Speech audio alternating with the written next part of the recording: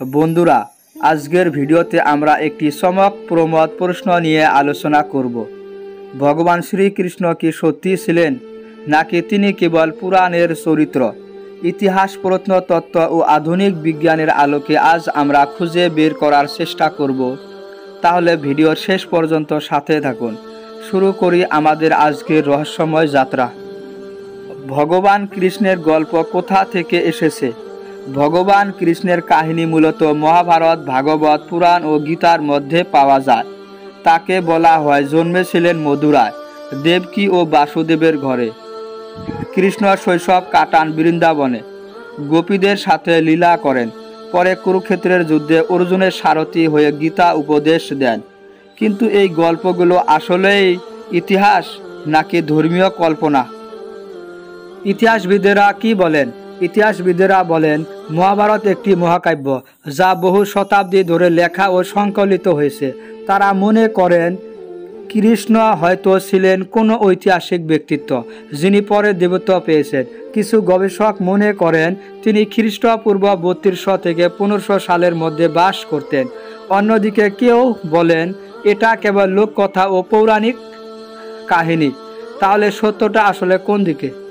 প্রত্নতত্ত্ব কি বলছে? ভারতের দ্বারকা শহরের নিচে সমুদ্রের তলে কিছু প্রত্নতাত্ত্বিক ধ্বংসাবশেষ পাওয়া গেছে। গবেষকদের মতে এগুলো প্রায় 900 বছর পুরনো নগরীর চিহ্ন হতে পারে। পুরাণে দ্বারকাকে কৃষ্ণের রাজ্য বলা হয়েছে। কিছু প্রত্নতাত্ত্বিক বলেন এগুলো কৃষ্ণের দ্বারকা হতে পারে, তবে প্রমাণ এখনও চূড়ান্ত নয়। কৃষ্ণের অস্তিত্ব বিজ্ঞান কি বলে?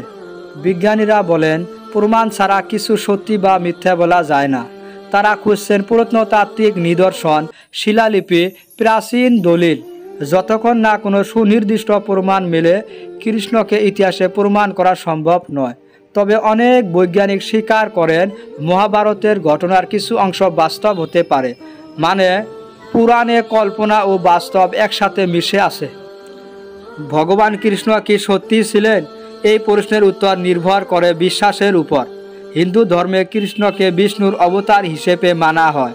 তার শিক্ষা, ভক্তি, ন্যায়, সত্য আজও কোটি মানুষের অনুপ্রেরণা। ইতিহাসবিদরা বলেন তিনি হয়তো সত্যি ছিলেন, তবে পৌরাণিক আকারে পরিবর্তিত হয়েছেন।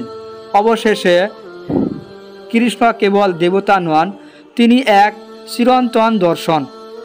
বন্ধুরা, কৃষ্ণ সত্যি ছিলেন কিনা সেটা বিতর্কের বিষয়, কিন্তু তার শিক্ষা ও দর্শন আজও মানুষের জীবন বদলে দেয়।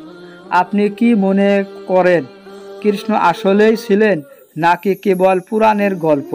কমেন্টে আপনার মতামত জানাতে ভুলবেন না। ভিডিওটি ভালো লাগলে লাইক, শেয়ার এবং চ্যানেল সাবস্ক্রাইব করবেন।